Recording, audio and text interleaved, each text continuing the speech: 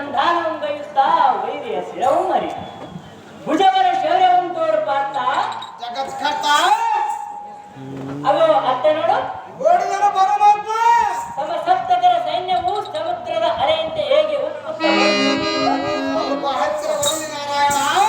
ತಮ್ಮ ಸಪ್ತಕರ ದಂಡಿನ ಮೇಲೆ ಬಾಣವನ್ನು ಹೂಡುವಂತೆ ಪಾರ್ಥ ಬಿಡದೋಳ ಸಮರ್ಥ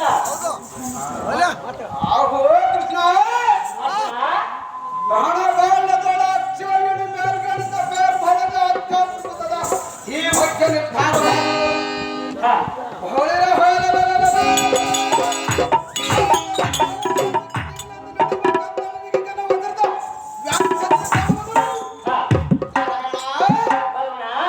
ಕರದೋಳ ಬಿಡುದು ಖಡ್ಗದ ಒಳಪುಗಳನ್ನು ತಳಕ್ಕೆಂದು ಕೋಲು ಮಿಂಚಿನಂತೆ ಹೊಲಕ್ಕಿರುತ್ತದೆ.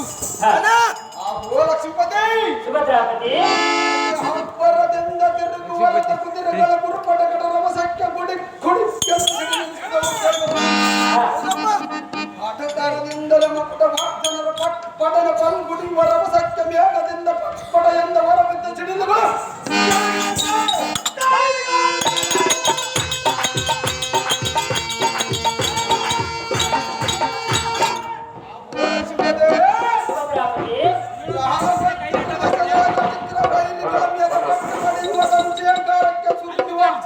ಸರಜಲ ಮೇಘದಿಂದ ಸುರಿಯುವ ಜಲವೃಷ್ಟಿ ಸಮನಾದ ಸರಸ್ವತಿ ಜನ್ಮಿಗೆ ತಕ್ಷಣ ಜನ್ಮ ಉಪಸದ ಹಕ್ಕಿರಿದು ವೀರಬೊಬ್ಬ ಎಂಬ ಆಸಪುಟದ ವಾಸವೆಂಬ ಚಂದುರ ಮಾರ್ಗದಿಂದಲೇ ಮೇಘ ನಿವಾರಣೆ ಮಾಡಿ ರಚಿಕರಂ ಅತಿಶ ಗೌರವವನ್ನು ಸತ್ಪದ ಮಕ್ಕಳಿಗೆ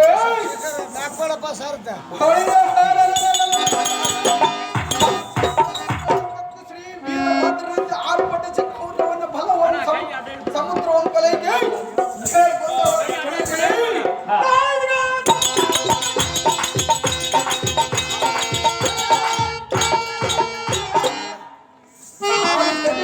ಮಣ್ಣು ಮುಕ್ಕಿಸುವನು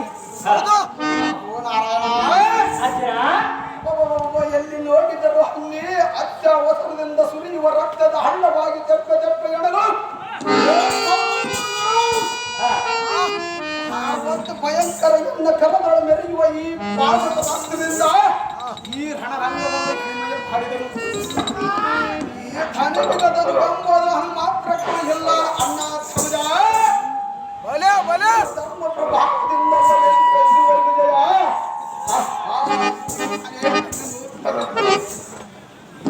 ಅಣ್ಣನಾದ ಧರ್ಮರಾಯನೆಂದು ನುಡಿಯುವ ತಕ್ಷಣ ಎಲ್ಲ ಎಡಬುದು ದಟ್ಟನೆ ಪಡೆದ ಆಯ್ತಲ್ಲ ನನಗೆ ಅವಸರನ ತೋರಿತಲ್ಲ.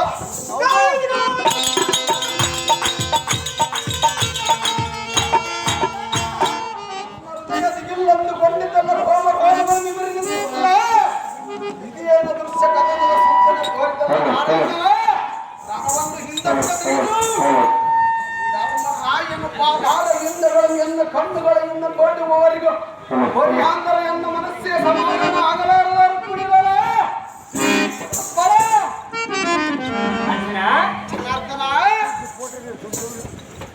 ಧರ್ಮರಾಯನಿಗೆ ಏನೋ ಆಘಾತವಾದಂತೆ ತೋರುವುದು. ಹೌದೇನ ಪರಮಾತ್ಮ ನಿನಗೆ ಅಪಶಕನವು ಕಾಣುವುದು. ಹೌದೇನ ನಾರಾಯಣ ನಾನು ನಮ್ಮ ರಥವನ್ನು ಎಮ್ಮ ಬಿಡಾರಿಯ ಕಡೆಗೆ ತಿರುಗಿಸಿದೆನು. ಅಹೋ ಪಾರ್ಥ ಅವೋ ಅಂತ ನೋಡು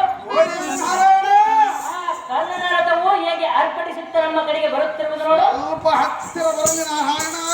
ಅರ್ಜುನ ಆ ಕರ್ಣನನ್ನು ಜಯಿಸುವೇನು? ಸಹಜವಾಗಿ ಜಯಿಸುವ ನಾರಾಯಣ. ಕರ್ಣನು ಅಸಮ ಸೂರ್ಯನು. ಬಲ ಬಲ ಪಾರ್ಥ ಅವನಲ್ಲಿ ಕವಚ ಕುಂಡಲ ಅಮೃತ ಕಳದವಿರುವುದು ಪಾರ್ಥ. ನನ್ನಲ್ಲಿ ಪಾಸ ಪದಾರ್ಥ ಇರುವ ಪಾರ್ಥ ಜಗತ್ಕರ್ತ ಈಗ ಅವನಲ್ಲಿ ಸರ್ಪಾಸ್ತ್ರವಿರುವುದು ಪಾರ್ಥ. ಎನ್ನೊಳಗೆ ನೀನು ಇರುವಲ್ಲ ನಾರಾಯಣ. ಪಾರ್ಥ ಜಗತ್ಕರ್ತ ಭುವನ ಬ್ರಹ್ಮ